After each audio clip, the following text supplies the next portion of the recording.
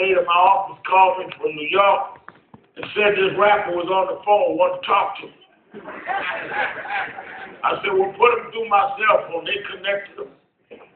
I said, how you doing? Man, I ain't doing too good. I said, what's wrong, man? I got busted. I said, yeah, I read about it. He said, yeah, man, they got me.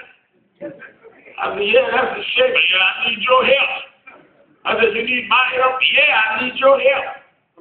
I said, well, what you need me to do? He said, they violated my civil rights. I told them, niggas ain't got no civil rights.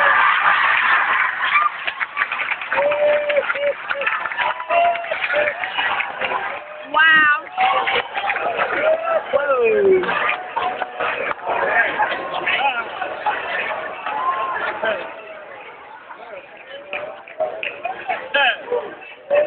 How you define yourself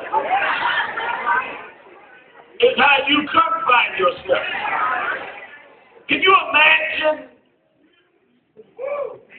tonight, 2011, black president, black attorney general, and our kids walking around with their pants down. Our daughters making record numbers in teenage pregnancy.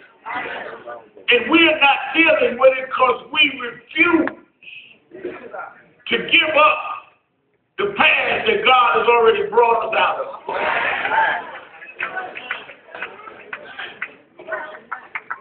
I knew a man who became successful, bought a big home, brought his mother to the home. He had about 20-some odd rooms. Said, Mama, this is your room. This is your mansion. This is your land. Do whatever you want. She put all her clothes and possessions in the corner of the room because she couldn't get used to the fact that God is blessed. Some of us can't receive our blessing because we are not prepared because we don't really believe God is blessed. We keep asking for God to make a way when He makes a way. We question what He did. Because you really don't believe it. You just saying that. Lord help, Lord deliver. And when He does, you still on your knees asking for something He already gave.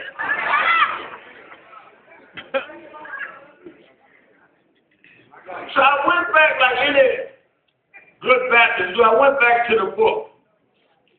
And it was a very interesting part. I've been preaching all my life, but I never got this well until I read this last year. During the battle to free the Israelites, Congressman Cohen, God chose Moses. Now, we know the story. God called on Moses, told Moses to go tell Pharaoh to let the children go. Moses started making excuses, saying he wasn't qualified, he couldn't speak well. Why send me? I stutter, I have a heavy tongue. Which is right there is instructive because all of us know why we can't do what God told us to do without looking at the fact that if God called us, He already knew what we lacked when He called us. Everybody sitting there tonight, God called to do something. Everybody in here, God didn't just call preachers. God gave a purpose to everybody. The reason why some of us don't feel the purpose is because we talk ourselves out of it. We ask our friends, we ask our family, what do you think? I don't have enough education. I don't have enough money. God knew what you didn't have when He called you. So if He called you despite your inadequacy, He must have made provisions for you to have everything you need. Moses said, well, Lord, you don't need me. I can't talk. I have to talk. God said, I knew you couldn't talk when you come up here. I don't need your oratorical ability. Open up your mouth, and I'll speak for you. If you go through the Bible, God uses very few big shots to do nothing. God likes to use people that you and I would look over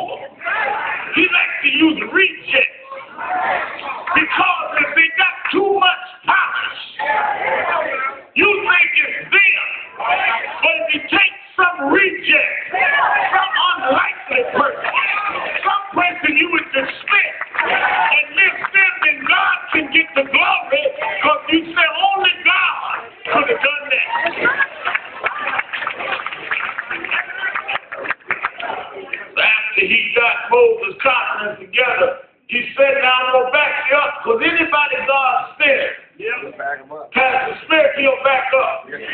One way you can tell whether God sent him is he'll back him up. He said, I'm going to send 7 plagues on Egypt. Come on here. And when I get through, Pharaoh will be shaken by the foundation of his own empire. Pharaoh mocked Moses, laughed at Moses. And as they went through the plague, they got to the plague I read tonight, where God said, I'm going to invade your kingdom with fraud. Everywhere you look, fraud. Your beautiful palace, fraud. Your beautiful residence, fraud. Where your cabinet, your captains live, fraud. Security live, fraud. I'm going to invade all of Egypt with fraud. Pharaoh was going crazy. His cabinet ministers, his head men coming to him, frogs everywhere. People saying you got to do something about the frogs. He had enough then. He said, let's get these people out. He sent for Moses and Aaron under siege with frogs. And he said, Moses, Aaron, get rid of these frogs. I'll let the children go. I'll let them serve God. Just get these frogs out of here. We're under siege. We've been invaded.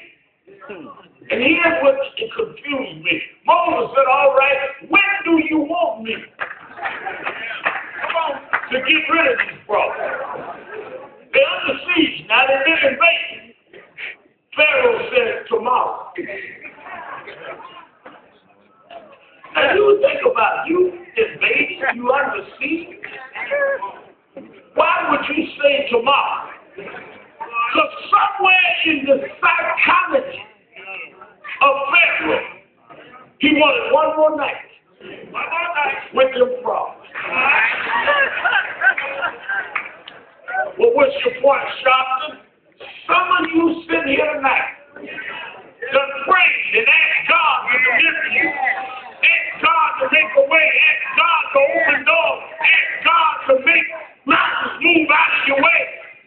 And when God gets ready to move, you hug one more night.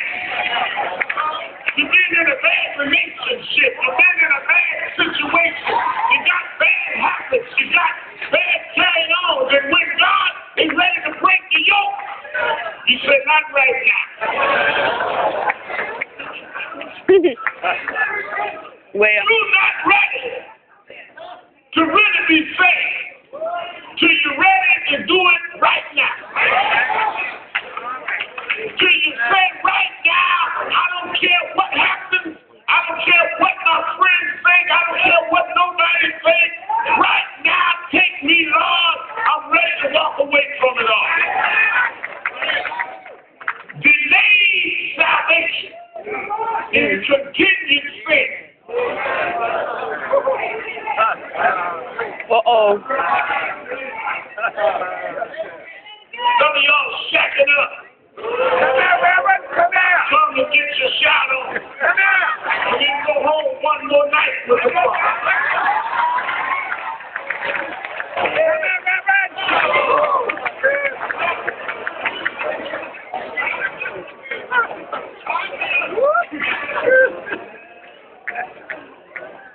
Your lack of a right now decision.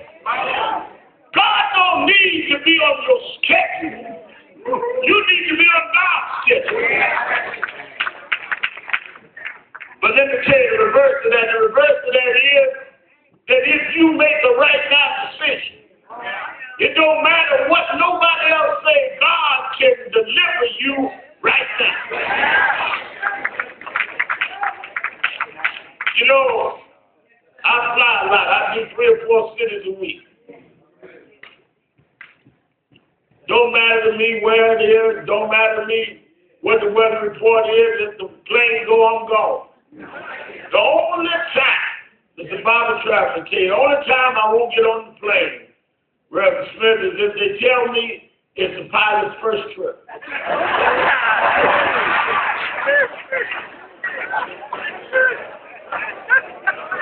Well, you gotta be careful. You gotta be careful. I had to get the pilot's school. You got a certificate. He's been certified. I got all that.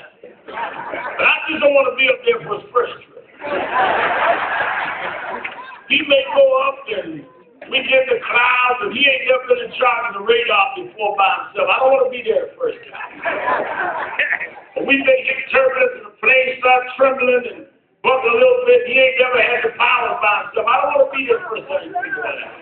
What do I mean by that? Some of y'all only like to have friends with clean, pristine backgrounds, never had no trouble, never had a heartbreak, never been in a problem, never had a bad habit. I don't want no friends like that. People tell me how clean they lived and how they never had a blemish, never had a bad day. Don't hang out with me. But if you hang out with me, we liable to go through something. And if you ain't never been through nothing, I don't know if you can take it.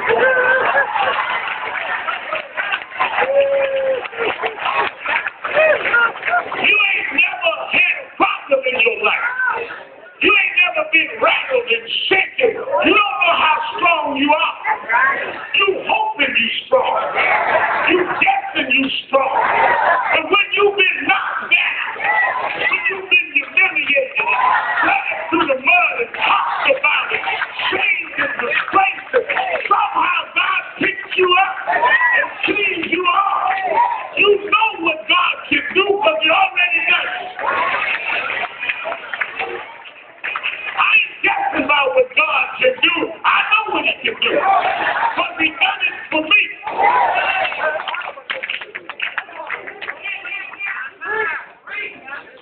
Some of us that hide our past. Don't hide it, put it out there. Don't be ashamed of the mistakes you made. Glorify that God brought you through. That despite whatever problems was in my life, the problems are gone now. And every time I knocked down, I got up. And every time I got up, my legs got stronger. My knees got stronger. What you think is a scandal was the steps that I took to get to where I am. And the reason I can help somebody else is because I know how to get up, because I had to get up myself.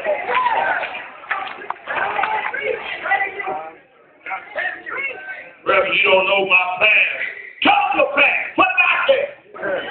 Show them what God can do.